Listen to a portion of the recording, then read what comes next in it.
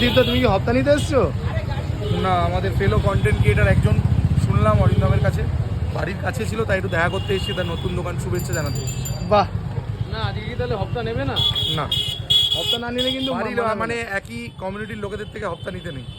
হ্যাঁ, ও যেহেতু আমাদের কমিউনিটি, তাই তো দেখতে পাচ্ছ, দিকটা পরিষ্কার বলছে ও আমাদের কমিউনিটির ছেলে, ওই জন্য ওর থেকে হাফতা নেবে না। ওর সঙ্গে আলাপ করবে, কুশল বিনিময় হবে, ও বিরিয়ানিটা খাবে, টেস্ট করবে, ওকে ভালো সাজেশন দেবে।